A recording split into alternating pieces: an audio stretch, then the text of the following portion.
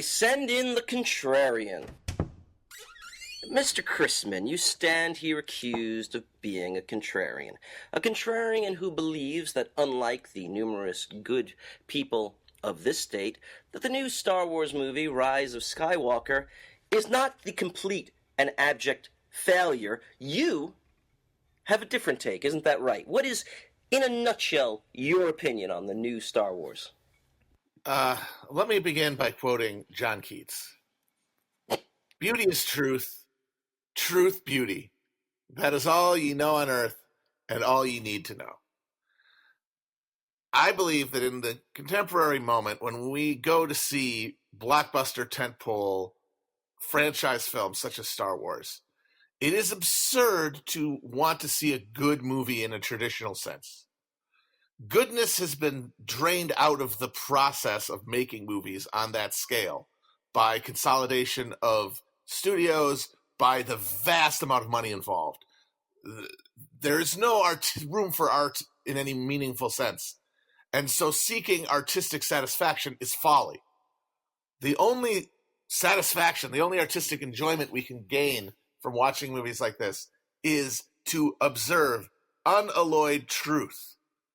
And that is what Rise of Skywalker provides. Rise of Skywalker is the first truthful Star Wars movie, a movie that tears the mask off of the entire Star Wars franchise and concept to reveal the glistening metal exoskeleton underneath. And every scene in the movie reinforces and builds upon the truth until by the end of it, you are left in abject alienated horror, observing this thing that is a foundational text in the imaginations of millions and millions of people around the world, reduced to a absolutely cynical reptilian machinery. And that is more cathartically interesting than anything you're likely to see in any similar movie of a similar size or budget. Let me break that down so I understand exactly why your contrarian soul has been dragged into our courtroom, and so that our great prosecutor can have a honed, perfect reply. What specifically is the truth that you are claiming this installment of Star Wars reveals? The truth that I'm speaking of is the truth that there is no soul to Star Wars. If there ever was, there is no animating spirit. There are no characters. There is simply a balance sheet. There is an investment portfolio, basically. Disney spent $4 billion to buy Star Wars from George Lucas, and they want their money back and more, much, much, much more. That is the reality of Star Wars. And of course, you can say, well, obviously, everyone knows that. But when you see people go to these movies and you see their bereft response to them, they don't. They say intellectually maybe that they know that, but in their hearts, they're going to every one of these movies expecting some sort of transcendence, some moment of a character or some sort of magic. They want back the original feeling they have in their hearts and in their minds that from Star Wars, their childhood memory of Star Wars, they want to see it again. That's why they're going. Right. And no matter what kind of lip service they will play to believing, oh, sure, I know that it's just some Disney schlock, they don't really think that. And every movie so far, since Disney's bought Star Wars, has humored them in some way, especially Last Jedi. Last Jedi is, in my view, Zizek's kind slave master. The most wicked of all slave masters, the slave master who gives the illusion that there's something redeemable about the system. The bringing in Rian Johnson to try to create an auteurist Star Wars was a fraud that was never that was designed to perpetuate this delusion, and the response to it was, I'd say, at least half hostile, enough hostile, and more importantly, the box office numbers went down enough that Disney panicked and decided to get rid of all of that stuff. And because they were forced to try to wrap up a trilogy's worth of stories that in one movie, that because it's supposed to be the third part of a trilogy, but it ends up being all a trilogy in one movie because everything in the first two movies is negated. Well, let's talk about that. What specific? Because I rewatched after seeing the third one. I rewatched the first two in the same week, and I actually was surprised to see more of a through line from the Abrams to Abrams with just a quick little diversion into the Johnson than I thought. What specifically is negated? You got a double challenge here, Matt. What is negated in the third one, and how does that support your thesis that negation strips away the facade of any pretense of quality and gives you this elated feeling of pure object capitalism? Begin with the opening line of the frickin' crawl. The dead speak. Uh-huh. They're saying from the beginning, hey, all that stuff about the past and how we're turning our back on it and we're starting something new. No, forget that. Zombies. We're bringing back the Emperor. And not just bringing back the Emperor, we're bringing back the Emperor in a galaxy-wide speech that we don't see because you had to go to Fortnite to see it. I don't know if you're aware of this, but one of the reasons you don't actually, you'd think a good way to start the movie, a good evocative way would be maybe, different shots from around the galaxy in different worlds of people listening to this Emperor's message. But no, the message could only have been listened to if you logged onto Fortnite like a week before. It's literally a tie-in in the freaking crawl, and it negates the entire theme and premise of Last Jedi, and says, "Hey, how we're getting rid of all that because the thing about Snoke was always because the when Abrams decides to to make that cynical soft reboot of Force Awakens, Snoke is just like, well, we can't have the Emperor; he's dead. This guy's kind of like the Emperor, and." Right. Rian Johnson, given that, was like, well, I'm trying to say something. And basically, the Last Jedi is him trying to do like some sort of commentary on Star Wars. But one of the reasons it fails is because because he finds out over the course of the movie that you can't, because it's Star Wars. It is what it is. And you can't come in here and try to turn it into something it isn't, which the audience responded to. But Snoke, so he kills Snoke because he wants to kill that paradigm, the evil master apprentice paradigm that Abrams was resurrecting because people recognized him from the first films. And so not only does J.J. Abrams bring back the concept, he brings back the Emperor. Agreed. But let me before we turn to Mike, two things. One, isn't Snoke such a dog shit, nothing, empty shell of a character in the first place, in The Force Awakens, that basically the fact that there is the Emperor going, yeah, I just made him, is almost the only good explanation you could have for a character that out of nowhere and empty. Yeah, he's just an automaton that I created. You don't need to talk about Snoke at all if you don't bring back the Emperor, is the thing. Well, that's true. You can leave him dead and do something else. Oh. You only need to have a stupid explanation for Snoke if you're just doubling down on the most cynical rehashing of shit that your hog audience wants to see. Okay, now wait a second. Because Mike doesn't like the film either, and he wants to trash it. And I understand that you have a nuanced take, but I have to have you boys disagree on something. So before we turn it over to Mike, let's try to hone this. I'm just still laughing at hog audience. So unlike Last Jedi, Force Awakens, or Last Jedi, this, which you also think is a deeply flawed piece of shit, had a different effect on you. And the reason... See, I don't know if I even can say I think it's a piece of shit, because I just have to... there's the way you respond to it, and then there's what it is. I don't know if I could defend the movie on its merits, such as you don't have to. But I have to say that the way I felt about it was the way I feel about watching a good movie. Like, when I'm watching a good movie, every scene that builds on something that's been happening, I'm like, oh, this is interesting. Look at this. And this. Oh, look at it. It's like you're putting a puzzle together. You're experiencing the rising action and catharsis of a narrative that you get invested in.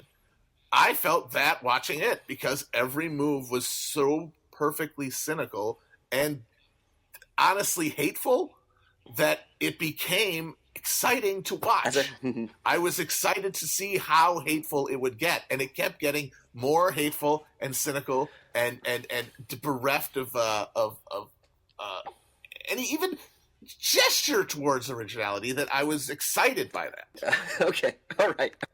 Counselor, you've heard the Contrarian. He is not saying necessarily that this is some great revitalization of Star Wars. He's actually saying the exact opposite, that every move is calculated and cynical, but to such a transparent degree that it evokes great joy in an audience. It can be a pleasurable experience in the right mindset. What say you? Well, I will quote another Hollywood blockbuster and say that some men just want to watch the world burn. It sounds like the Joker here wants to destroy, just watch something that watch this thing crumble. And I do get some enjoyment in the thing that maybe takes over people's lives kind of fall apart. But I would argue that that there are tentpole blockbusters that do have artistic merits. Maybe not every year, but and at the very least, if not artistic, something that doesn't insult me in the way that it's played out. Stuff like the Lord of the Rings movies, maybe The Dark Knight, specifically the Watch the World Burn thing, Inception, some of the Marvel movies. Inception, or even when Inception is just a big blockbuster movie, but it's not a trilogy. It's a unique auteur Well, work. I mean, it's not a trilogy. I think that objection. I would just say that Christopher Nolan is sort of a sui generis figure in Hollywood, and that he is basically one of maybe 2 or 3 people who is allowed to do original content at a large budget scale. Right. Because of his bona fides. Yes. So that is a unique figure. It's hard to really, and he makes a movie every 4 years maybe. I mean, this is a thin gruel to latch your hopes on not being insulted when you step into a theater to see something that costs $100 million. Well, wait, Contrarian. How many artists need to make good art before we're allowed to have an expectation of being good art? I would say more than one. Coen Brothers? No, come on. I'm not saying all film. And I'm talking about large-scale blockbusters. That's what I started with. I'm talking about movies where the amount of money invested is so high that the degree of risk, the risk involved is so high that the risk management aspect of filmmaking overtakes all others. And that is what squeezes out the art. But again, I would argue that even if it's not art per se, that there are a number of films that have that big budget dollar attached to it that at least don't insult me. Even if I can see the machinations of what's going on, a lot of Spielberg stuff, which granted, most of that stuff was 20, 30 years ago. But that some of the Marvel movies, I would say that even though yes, 3? I can. They're not genius, but they still. I can see how they're working, and there's a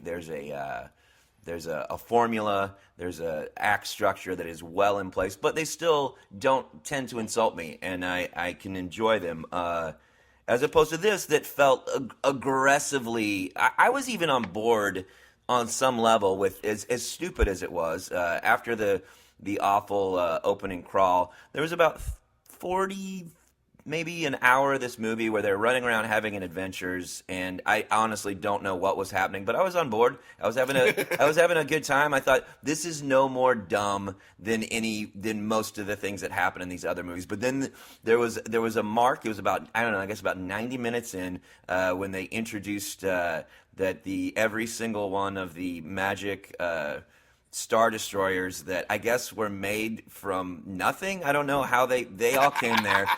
That every single one of them had a gun on board that was as powerful as each of the Death Stars. That the whole fleet of Death Stars. You stupid pigs like Death Stars, huh? Let's take it down. So now you, Michael, saw that and said, I feel like you're insulting me. And you, Contrarian, said, I feel like you're insulting pigs, but I'm too smart to be insulted, so I like it. Right? Is that the only disagreement? I'm sitting in the same audience. I paid money, but I'm not like these dumb pig fuckers because I know I'm being abused. I definitely thought, like, come on, you guys can try a little bit harder than this. I am a dumb hog. I am eating my weight in popcorn and drinking, you know, a Hefeweizen. I am becoming a hog, but still, like, this is sub hog level material that you're giving me. A feral hog, if How you will. about this? No, wait. Whereas Force Awakens,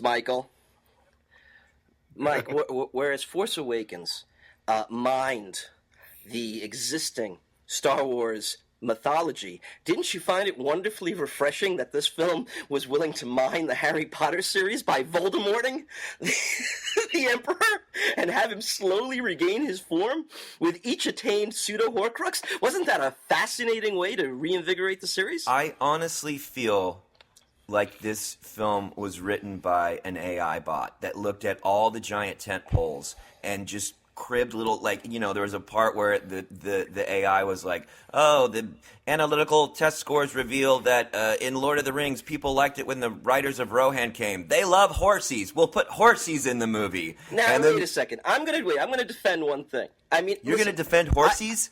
Yes, and I'll tell you why. This is also kind of as inverted and backhanded as The Contrarian, but this film succeeded for me by lowering the expectation of all 9 films. Okay. So you could say it's the biggest failure because it ruined the most, but I think it brought them down to their improperly exalted place, and I'm saying that as someone whose entire identity was defined by seeing Han Solo and going, well, that's what a man is. I got to grow up to be that. I understand that. And by the way, I think we can all agree I nailed it, right? Yeah. But you should see me in a vest. But the point is, there is nothing stupider about horses than there are about Ewoks. In fact, they're much less stupid, and the Ewoks in The Return of the Jedi are awful. But people will tell you Return of the Jedi is a good film.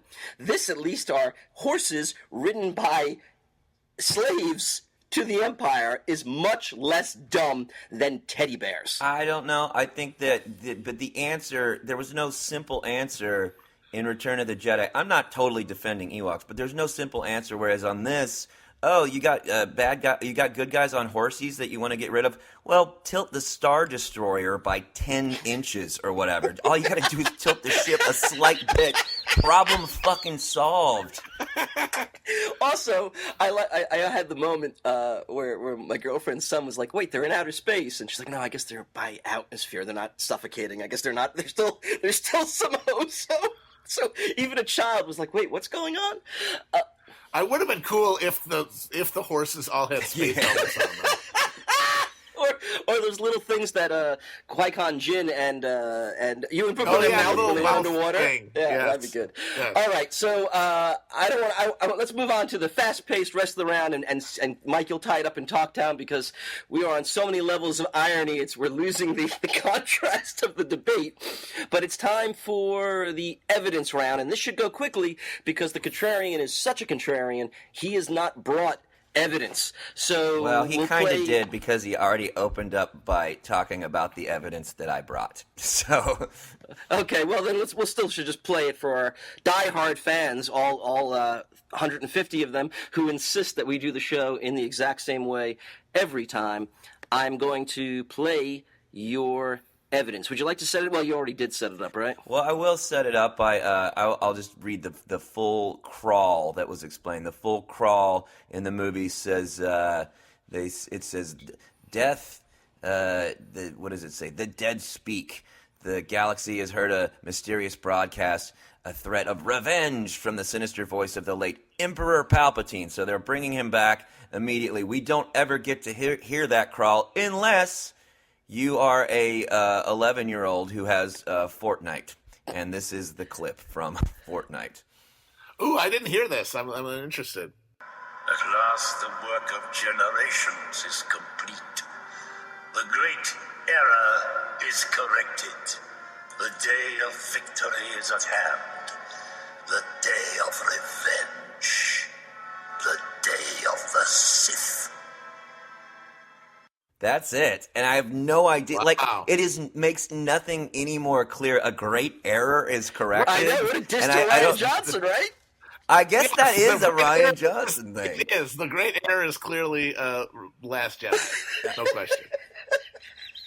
Just like when Ghost Luke goes, I was wrong. Everything I said in the last movie. Dying really changed my mind. It's the lightning round. Well, since we're all in agreement on so much of this, and it's just our shades of ironic takes that are separating us, this whole courtroom case might be decided by the lightning round. Now, the lightning round is a speed round where speed counts. Some of my questions may seem subjective, but since this is a court of law, my personal opinion is objective truth. Contrarian, are you ready to play? I'm ready. Okay, here's your first question. I'm going to give you two phrases. One of them is a Star Wars character. One of them is Jamaican slang. You have to say which is which. Here we go.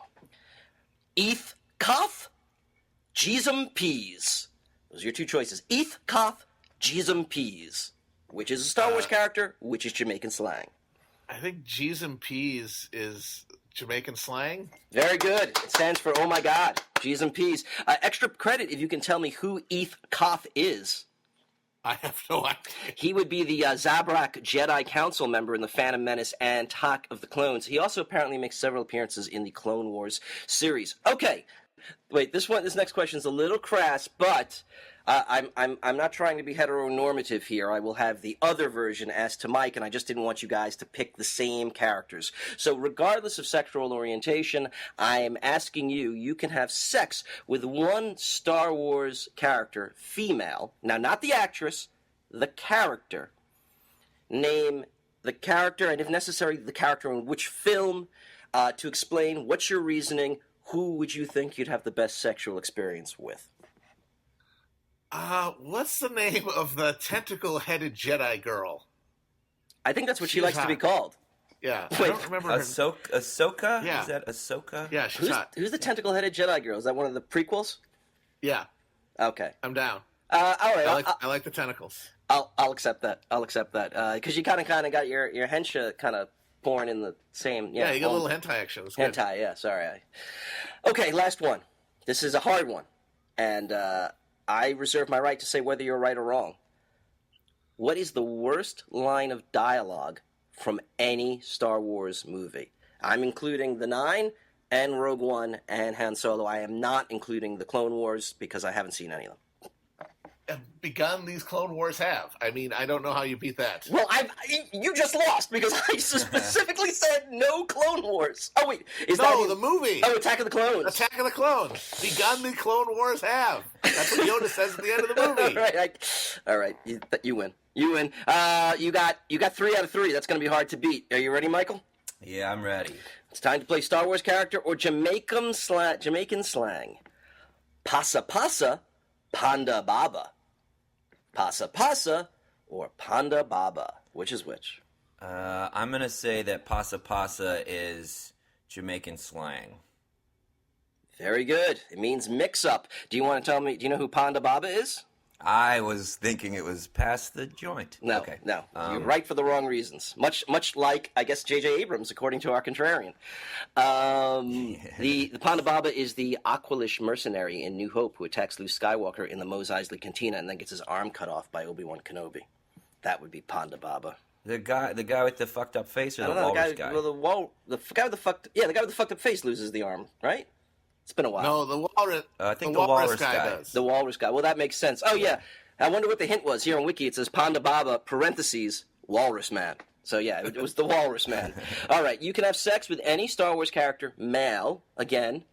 Really, we're trying to transcend just the obvious answer. You're looking at any character from any film. You're thinking who would be the best sexual experience for you, regardless of, orientation or anything like that. Well, I think in as far as really like the powerfulness and like the deep down humanness, I'm gonna I guess I'd be a bear guy, so I'd go with Chewbacca. Oh man, you think you can take what Chewbacca's given? That's intergalactic power bottom. Maybe. Hey. And by maybe the way, he's- maybe forgive me he's for the bottom. assuming. No. There's no way. There's a chance. No. We're experimenting. Okay. All right. Well, listen. I'm sure. Also, I say this about him. I'm sure he's like a post-coital cuddler. I bet he would be lovely to fall asleep. Yeah, you next to. play with his hair on his chest. That's actually a good answer. If you said Han Solo, I was going to say wrong, because clearly Han can't fuck for shit. He's a selfish lover. Dameron Poe, Han Solo 2.0, probably a little bit better. Finn, I don't think he's bringing anything. Oh, have I been thinking about this a lot? Fucked. I don't think Finn's fucked. No, Finn's ace for sure. Yeah, that was the whole. We learned that through the course of the new trilogy. Is that what he wanted to tell Rey? Is that what was on his chest? Because I have no sexual urges at all. Right. There's never been any basis for an attraction here. I wanted to tell you before I die. I don't understand that. Like, is that what we're supposed to think? That he wanted to confess his love? Because if that's If that's the intent, it's the worst thing in the movie. Many people have pointed this out, and I think what happened is that there was a subplot that got cut, and they forgot to cut that part. Like that, just I think so too. There were like 15 different versions with like a bunch of different subplots, and they says, "All right, we're going to pull out this," but then they forgot to pull that out. I don't know how else to make sense of it. Forgetting to pull out is a problem that Finn's never happened. I think something similar must have happened with Lando and the horse rider. Hot chick. Yeah, that line landed wrong. She's like, hey, I never met my father. He's like, you want to go find her? But there's something like they never even talked before. My assumption there is that is they're like getting you warmed up for a streaming program about them searching for her family in the galaxy. That's what Mara said, friend of the show, Mara Quinn. But there's something about that line that landed very wrong. Like, I don't know my family. And he's like, well, let's find out. And it seemed like he wasn't just saying, well, I'm offering you a ride. I have nothing to do, and I would love the residuals of another acting gig. It seemed much more like, I know something you don't know, but we don't know what that something is. My favorite thing about that movie was Billy D. Williams, who is clearly, like, fucking delighted to be there for that paycheck, but he also has no idea what he's saying. Every line came off like, ha ha ha, whatever. I was going to interview Billy D. Williams at a Canadian Comic-Con, Calgary Expo, like 5-6 years ago, maybe 7 now.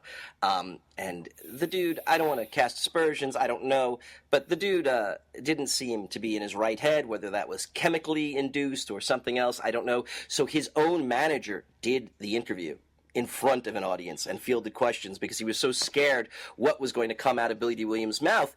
And I asked a softball question like, if Han Solo was a space pirate, space cowboy, did you think maybe that Lando's thing was like a space pirate? Like, was that kind of like what you were thinking? Is that? And he was like, no. And then after like 5 minutes of rambling, goes, yeah, space pirate. Yeah, I think so. I like that. That's cool as shit. I love that he sat there and had someone answer all his questions. Yeah. Well, something even more fun was that I got to tell Julie Newmar I've wanted to have sex with her since I was 5. Okay, moving on. You were sexual at 5. She goes, you don't mean 5, you mean like 10, 12. I was like, no, 5. I was very into you at 5. I spent some time in my thoughts with her. Yes. So, what is the worst line of dialogue from any Star Wars movie? I would say the worst line of dialogue is, now that's pod racing. I guess I have to accept that too, but I can't believe no one said, Annie, you're breaking my heart. And then her heart breaks! That rules. Yeah. That I could put that as the worst one, and all right, but everyone was right. You all want to fuck the right people. You all hate the right lines, and you got a 3 out of 3. So I think it's time now, as we move towards the end of our, as we move towards the second half or final third, however you want to look at it, of our podcast. No more contrarians, no more counselors, no more judges. I take off my magistrate's robe. I come on down there with you as people. You're Matt, you're Mike, I'm Wayne. I'm sitting on my folding chair backwards. You're on your beanbag chairs, and it's time to go to Talktown. And Mike, is there anything you want to specifically ask Matt about his take on the Star Wars universe? Were you growing up? Were you a fan of the OT as they call it now? Well, yeah, of course, but like I was never an obsessive fan. But it's just it was part of the background radiation of being a kid. I had the Star Wars sheets, I had the pop-up books, I had a bunch of the toys. It was a thing that it was like woven into my thing, and that is even more than like a general argument about the state of blockbuster cinema in this era of late capitalist hyper consolidation and these massive budgets. Specifically about Star Wars, I think the reason that I was not just trying to elevate my experience of watching this movie above the hogs. It wasn't just that. It was that I feel like there has been that there's been this mystification about Star Wars that this movie unveils. And what it is that, all right, Star Wars comes out in 1977. It explodes. It becomes not just a cult, like a phenomenon and a big hit. It literally becomes a modern folklore. It becomes mythology. Right. It becomes part of culture in a way very few things do. But we in America, for a number of cultural and material reasons, when something like this happens, whether it's a story that becomes incredibly powerful like that, or an invention that changes people's lives, we need to ascribe some singular genius behind it. That's right. We don't really conceive of things the way they actually are, which is just the accumulated collaboration between people living and dead. So we have to fixate on like specific people as the authors of these things, like Steve Jobs or Thomas Edison or George Lucas, we all know that Lucas was one of a bunch of people who made Star Wars what it was. I mean, his whole notion was let's do some Joseph Campbell space shit. Right. Let's take some samurai stuff from some Kurosawa movies. Westerns. And even that was dog shit until his collaborators came along and made it watchable. And then, of course, the one real auteur of Star Wars, John Williams, shows up and makes the whole thing, emotionally resonant with the soundtrack. But when this thing comes along, we can't conceive of it that way. And then they make a trilogy, which as it goes along has less and less to do with Lucas. Yes. Yeah. But Lucas's role becomes more and more large as it becomes more culturally indelible because we have to ascribe it to a person. And then what happens is, instead of us being like, wow, look at this thing we have, this Star Wars, what an amazing thing. And it turns into a universe, an expanded universe of people riffing on it. That's the way it should be. The extended, like the universe, Star Wars, the first trilogy, and then its aftermath as a playground for people to write novels and RPGs and stuff. That is sort of an idealized version of cultural dissemination from this original origin story that becomes ingrained in our culture. But then, because of the nature of intellectual property law and capitalism, it turns out that this whole world is actually the property of one guy, George Lucas, who in the intervening years has come to believe the myth of his own genius and his own ownership over the story. And because he has the legal ability and the material wherewithal to make movies that are auteurist in a way that Star Wars never was, he makes them. And they are terrible. Although I should They say, are dog shit. Leslie I Lee's know coming you're going in. to have Leslie Lee in here coming and saying they're good. That is real contrarianism, and that's horseshit, and it's wrong. Fucking wrong. All bullshit. They're terrible films. Oh, for And sure. the reason they're terrible is because it's because we're getting what we think. It's like that's how we think these things are made. One guy writing a whole script and then financing it and doing it himself with no input and nobody else in his ear. That is how we imagine it. And that was not what Star Wars was. No. But that is what the prequels were. And we decided, oh, this is bad. But what we instead of realizing that this thing was its own thing, that Star Wars was a unique moment and that therefore it should have stayed there, we think, well, if we only got it away from Lucas. And so then, as absurd as it was for Lucas but just like I said, by virtue of intellectual property law and the fact that he was smart enough to take all of his points on the merchandise from the movies can afford to make these movies. An even more tenuous grasp, he just sells it to another company. And the idea is like, well, now we're making Star Wars, and now it's so far removed from the original creative endeavor that it has nothing to do with it, but it's literally just a brand. It's a brand name, but people are imbuing it with their feelings of the cultural phenomenon and of the way that it's reflected in their lives. All of the things that they think of as Star Wars, they're imbuing on this thing that is a brand and a investment opportunity for Walt Disney Corporation. So they made Force Awakens in a very cynical way of let's go back to what people recognize. Yep. But the problem was, even though it was a huge hit, one of the biggest movies of all time, because of the amount of money that was invested in this, these movies, they have to all make more money than the last one.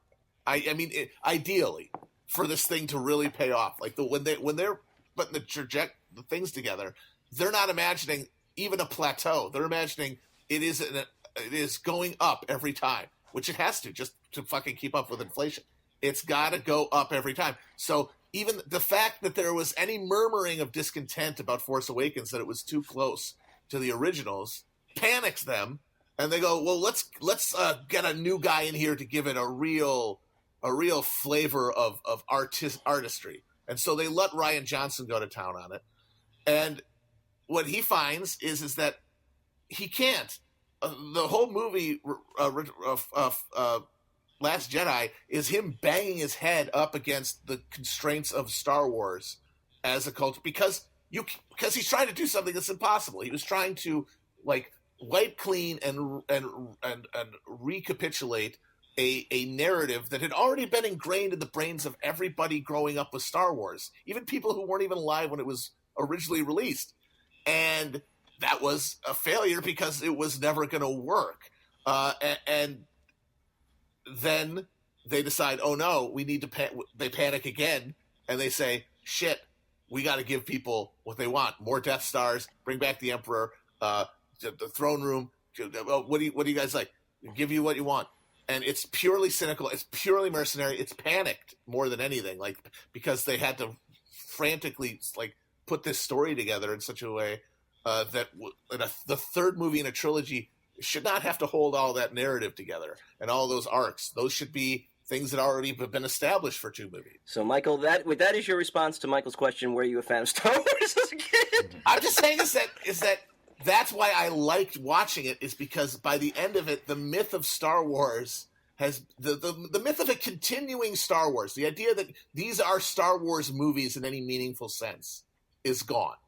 And it's like Luke evaporating after meditating in Last Jedi.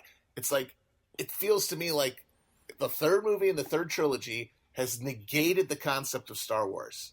And that is, I think, good, because we've been living in a self-delusion because we want to see more of it. But you can't go home again, as Thomas Wolfe said.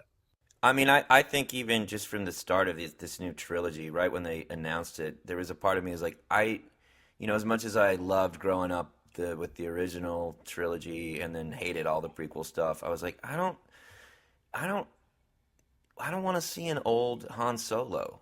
That's kind of part of the cultural thing of it. Is only ever seeing him as all those characters as young. I didn't ever want to see them. I like seeing Harrison Ford in other things occasionally, and but I never wanted to see any of those people old. So it almost, I wonder too if it went from the auteur thing of Lucas in the prequels and he had nobody telling him no, to the exact opposite with the Jake, where it was this very especially on this last movie, it's like this waiter that wants to please you way too much, and it's just constantly in your face going, "Are you guys okay? Do you need more water? Do you need the?" Yeah, it was just so much there at the end. Let me ask. I want to get to this question. And I ask this half seriously, half tongue-in-cheek. But, Matt, you talk about this movie being very cynical and having nothing new to offer. What did you think of what I would say was a purported, very populist theme, that it's people, and that we're not alone, and the bad guys make you win by making you feel alone. It almost seemed like the film tied in directly to that BuzzFeed piece about Bernie, about his whole campaign being videotaping suffering people, encouraging them to get rid of the stigma, to say stand up and be counted. Did that imbue any soul into this final film for you? Are you referring to the thing that led them to ride horses on the spaceship? Well, they say it a couple of times. The couple of times they say they win by making us feel alone. I forget who says it. It's said at least twice, maybe 3 times. And then in that vein, they also say, well, they don't have this, but they have people. And then they turn, and there's like a conflagration of every kind of potpourri kind of ship across the expanse of the universe, and people power to the people, as John Lennon said, since we're quoting people today, is the message. So it's populism, which is anti the royal family bullshit of the prequels, of these democratically elected queens. Yes. Well, yes, but in the very same movie making this point, they also say they take all the stuff from the last movie about the democratizing of the democratizing of the Force, and turning that back into a bloodline hierarchy. Yeah, I hate that shit. And being like, she's a Palpatine, which, mwah, mwah, mwah, so good. Like, well, she can't be a Skywalker. She can't be a Skywalker. Who else has Force power? Palpatines. And he had a daughter that they never taught. Like, why did the daughter have the power? Can we say this though? I think Adam Driver does a tremendous amount of heavy lifting to make an otherwise insufferable character very palatable. And unlike what's-his-face from the prequels, who just comes off as a whiny bitch, Ryler Ken does come off like a whiny bitch. Like, even when he's being mean and dark, you feel like he's projecting. You feel like he's confused. You feel like he's conflicted, and he's got something to prove. And in that way, I think it is, and a lot of the credit belongs to him. It's not necessarily even on the page. He is conveying something about the nature of evil, that even when it's at its dark and most fascistic, it is, in its essence, dumb and weak and childlike. So when you hear about Hitler literally biting the carpets, or Trump tweeting out aneurysms from his toilet, it kind of rings true, and was exciting to see a bad guy who was that much of a fucking baby. I will say that he is definitely the best part of the new trilogy. Without his character, like, stands out the most. Like you say, he actually conveys emotion in a way that is convincing. Yeah, I don't know that anyone ever has in a Star Wars. I mean, people have been good, but like, he's actually acting. Yeah, because there's very little. I mean, it's a very like, the emotions are all sort of muted in Star Wars, as they should be in a movie that's kind of like a weird, sublimated, like, Buddhist text about, like, not being too emotional anyway. You know, like, because Lucas clearly has absorbed that concept of, the need to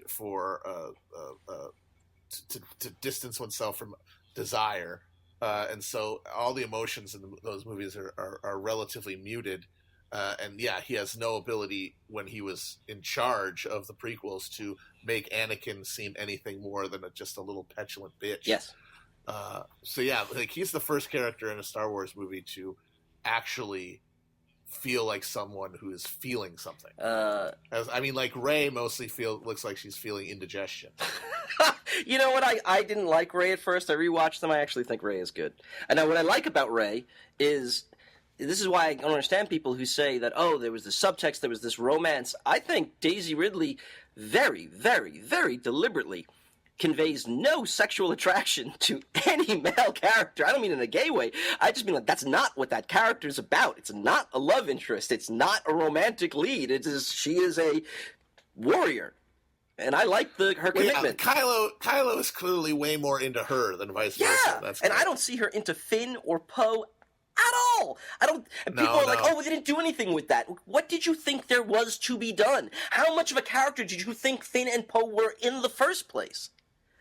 Well, I mean, but that's part of the problem of it, is that they didn't know what they wanted, so they just sort of threw everything out there, and I think, honestly, to see what the audience would respond to. I kind of wonder if that's what Abrams was thinking, throwing these guys in there, like, in these combinations in Force Awakens. We're like, well, let's see what what sparks fly, what turns into memes, and then we'll go with that. So it's like a first half of course, season of Saturday Night Live. We'll get a bunch of people together and we'll see who the star is, and we'll fire 6 people. And I don't know that they made that decision. I mean, they didn't make that decision with memes in the original trilogy, but it was set up that way. It wasn't intended originally for Luke and Leia to be brother and sister, and that was a decision that was made in the second movie, I think. And they there's interviews with George Lucas going like, I don't know who she's gonna end up with. So I mean, essentially, it was maybe just cribbing from that original idea of like, we'll figure it out later. So that gets to something. Now let's just ask this, because now we're not even really disagreeing anymore. But I want to get to at least a larger truth then. Because I think we almost are all in complete agreement, but it affected us in 3 different ways, right? You Matt, like it because you see all these flaws and you're like, this is not even pretending, and I almost enjoy, with like nihilistic joy, enjoy the cynicism of this. but for me, I'm sick of the bullshit. I'm sick of the bullshit. That was the catharsis for me. It was not no one's shitting at me anymore. That would have been cool if that was the first line in the opening crawl. The Emperor is sick of the bullshit. No fucking with you. So no, but this is the thing. I had a similar but different feeling, which is this film. It lowered the value of every single Star Wars property that came before it. No, it lowered the value of the original trilogy for me, and in doing so, slightly raised the value of episodes 7 and 8, because it said to me, come on now. How much are you expecting from this? You have unfair expectations. This really is a space western. You've made it more than this, and so on those much more limited terms, this film works. No? That doesn't resonate with anyone? Or it does? Yeah. No, that's what I'm saying. That's basically what I've been saying, is that it is bringing back to Earth Star Wars, as it were, making it Earth Wars, and that is a healthy thing. I mean, I don't think it's gonna. I mean, I think we're too path dependent at this time, and Disney has too much money riding on this to let it go. But I feel like I hope a good number of people watch this movie had that response of just like kind of having, like a spell broken a little bit, which is, that's sad, but also that's part of fucking growing up. And like these culture industries are all about keeping you from maturing, because we don't want you to be a discerning adult. That's terrible for our bottom line. If you keep being a baby, if you keep being a little sticky-handed baby who points at the thing they recognize and claps their hands together, that's better for us. We prefer that. So if this does just disenchant people, I think that's for the best.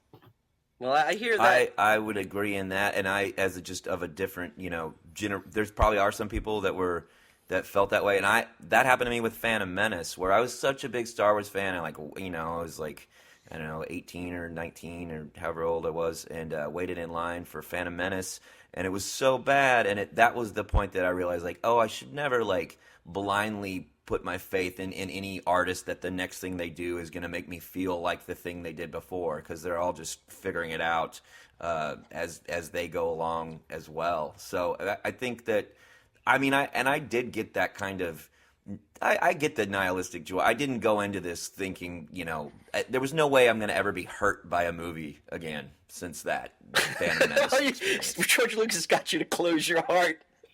to aesthetic value. And that's good, but I think a lot of people didn't. I think the response to Force Awakens, a lot of people thought if we could only get it out of this demented old man's hands, we could make it something again. And I feel like that was, that's people just not wanting to move on. And it was funny because Rian Johnson clearly had that in mind for The Last Jedi, the past, kill the past if you have to or whatever, and it didn't work. But this movie kind of accomplished, in my mind, what he tried Interesting. to do. And let me ask you two last questions on Talktown. Can you give J.J. Abrams credit for anything you're feeling, or you feel this is the reaction you walked away with despite his best intentions? This is a very good question. I'm excited to answer this.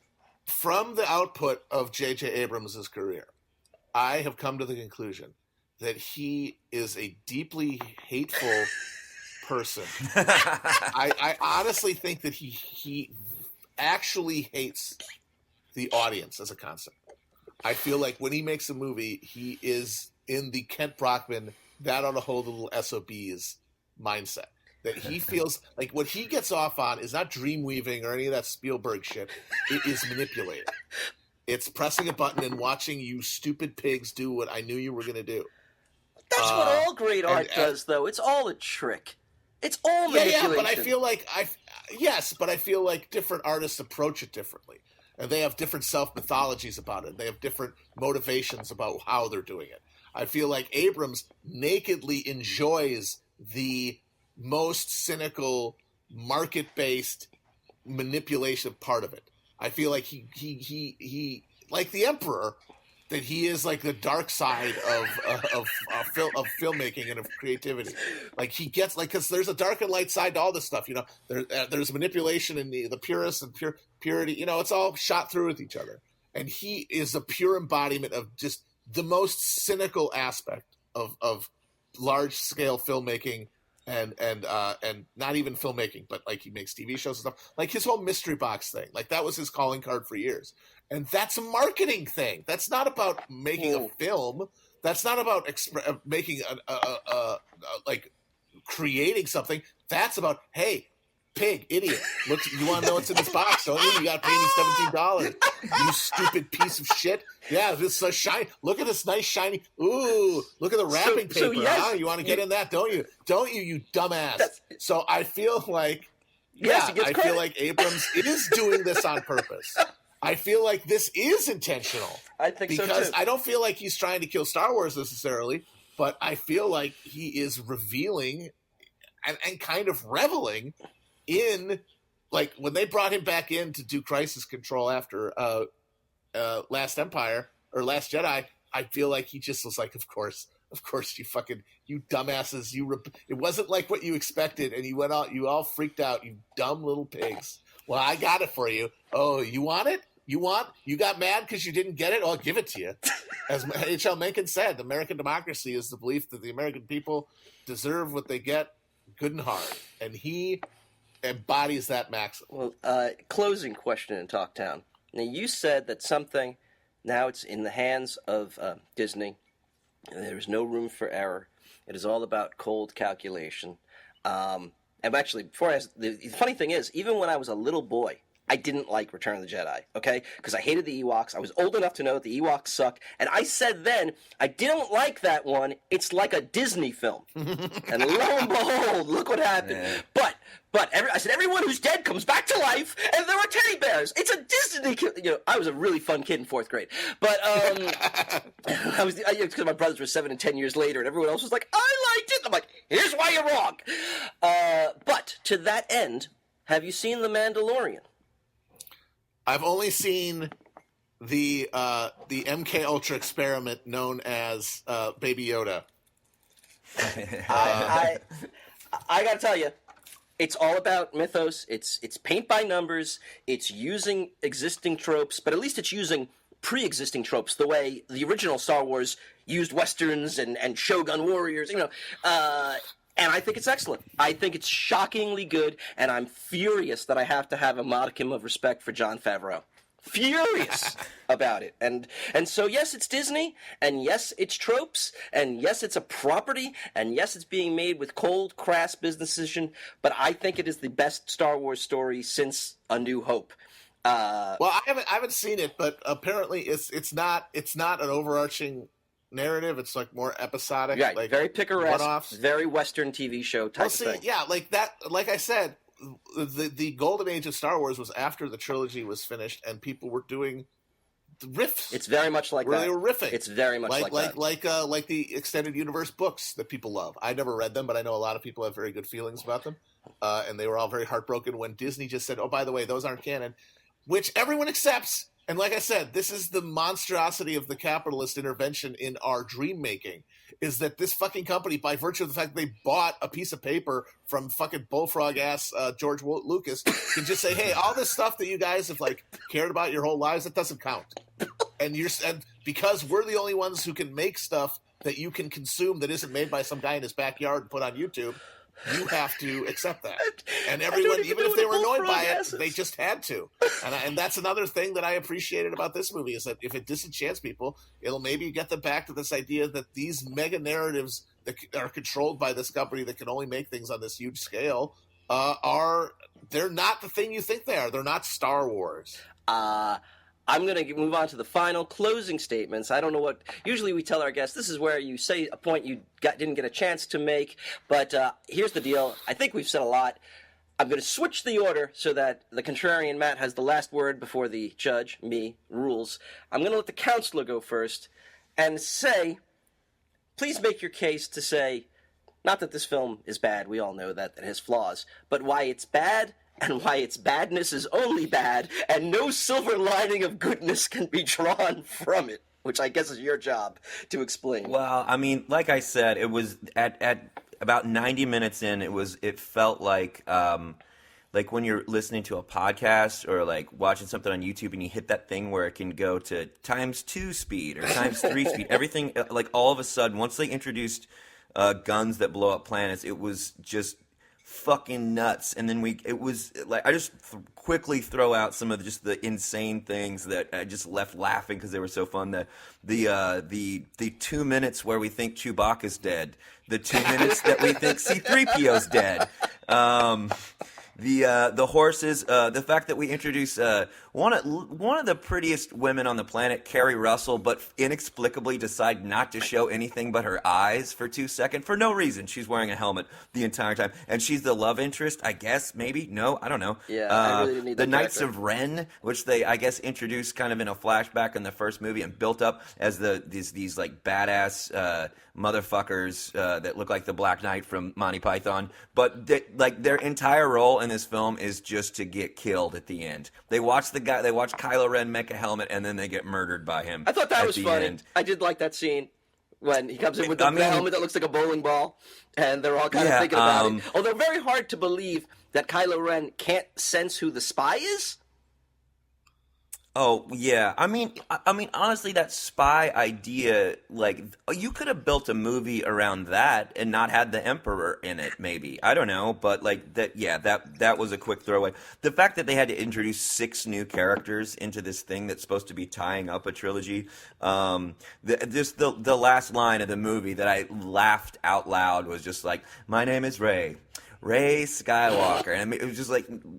It's not, though. It's really, I mean, I guess you mean metaphorically, but still, you didn't really know either one of them for more than like 20 minutes or so, right? What else? We got, horses. So you're saying, on there. And then the Princess Leia, the retelling of Dead Men Don't Wear Plaid with the corpse of Carrie Fisher was also very difficult to watch. And I don't know if I were in that position, what I would do if I had built a thing around someone who died, and I probably would have just said they died between movies, maybe. I don't know that that's a better outcome, but the Dead Men Don't Wear Plaidness of a bad improv game versus remaining outtake footage. I felt bad for them having to deal with that, but it was incredibly awkward. All right. So because of that, because there's all that badness and only badness, you see no silver lining. You can't take it to another ironic level or cathartic level as the contrarian can.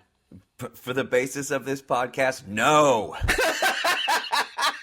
Well, thank you for committing, Matt. I think is there anything you want to say in your defense before I rule? I'm just gonna quote Kylo Ren. Kill it if you have to, and he did, and we're all hopefully, or at least some of us, are better for it. Well, the ones who can take a fucking hint. I'm going to retire to my chambers. I'm going to review all 9 movies, but of course not the prequels, and be back with my decision.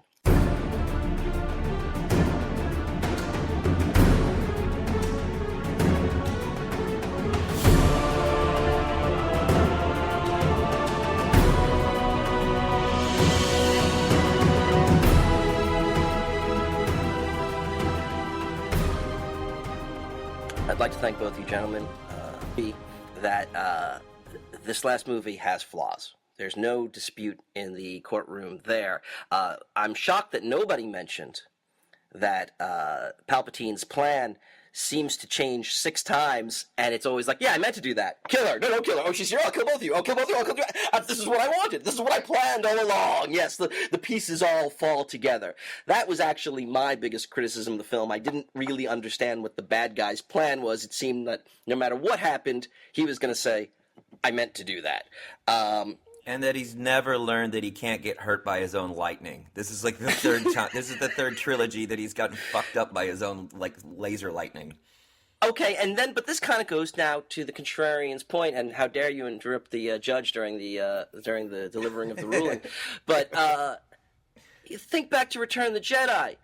The most powerful being in the universe was thrown off a deck by a guy with one arm.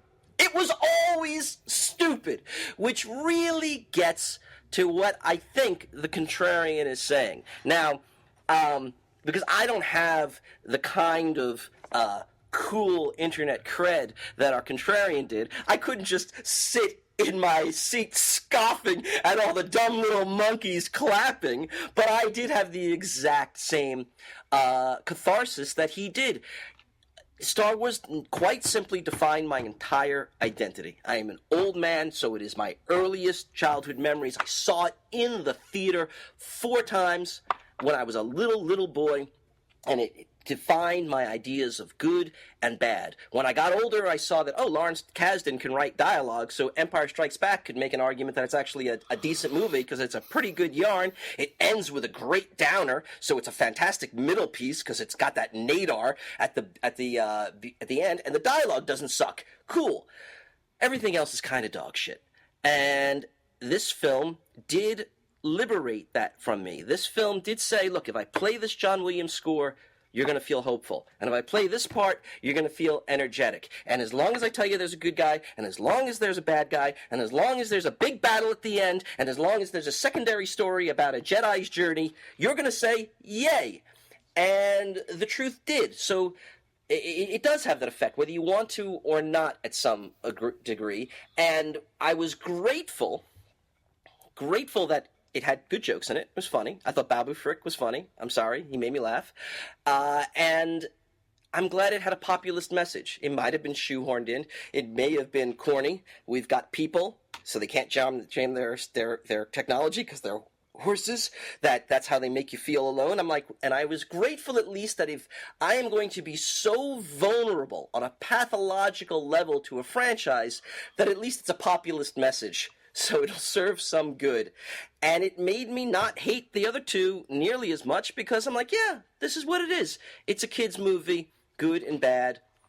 I like it. So I agree with the contrarian. I don't know if it's because J.J. Abrams is a manipulative psychopath or because it took 9 times out for us to finally realize it, but I shared the same liberating catharsis of de-escalating the value of the franchise, and in doing so, I was able to enjoy the film.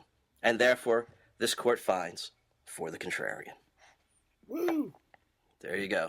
Oh, no. I just want to say, John Williams, the real auteur of the Star Wars films. That's an excellent point. Yeah, you said, don't John mind that, that'll Williams make it past the cut. Actual fucking guy. That's right. I don't know. I mean, I'm sure you guys know this, but you know that the Gungan celebration song at the end of Phantom Menace, where they're all excited and they give the orb. You know that song? Yes. Yes, I know. That is a sped up version of the Imperial March. I did not know that. When I found that out, I was like, oh my God, because this is it's setting the stage for Palpatine's rise.